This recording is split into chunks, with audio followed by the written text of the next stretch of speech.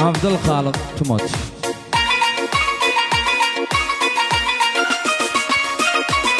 Kısmetten çıkmak yok, süydüm Türkmen gıydı.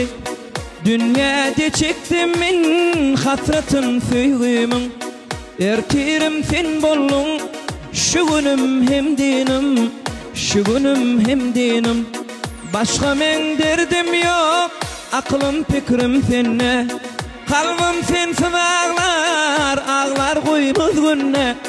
Süydürünne güne yok, yok güne söyünne, yok güne söyünne.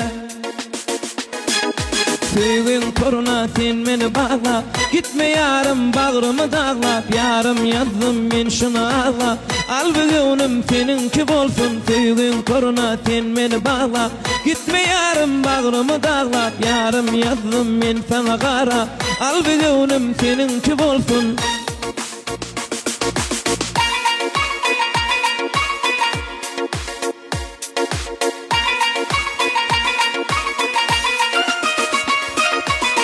Törüme sen gelsen, elim sana yetirsem.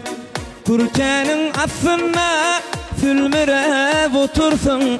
Başkanı islemin, avadan keşfin görsem, avadan keşfin görsem. Gülüsü bar kursa, bilbiller konmaz mı? Ot bulup yanırsan, pervanan yanmaz mı? Menin yarım bulsun, oğlun konmaz mı? Oğlun konmaz mı? Süygün toruna sen beni bağla, gitme yarım bağrımı dağlap. Yarım yazdım men şunu ağla, al bugünüm seninki bolsun. Süygün toruna sen beni bağla, gitme yarım bağrımı dağlap. Yarım yazdım men sana kara, al bugünüm seninki bolsun. Süygün toruna sen beni bağla, yarım yazdım men sana kara. Süygün toruna sen beni bağla, gitme yarım bağrımı dağlap. Yarım yazdım men şunu ağla, al bugünüm seninki bolsun.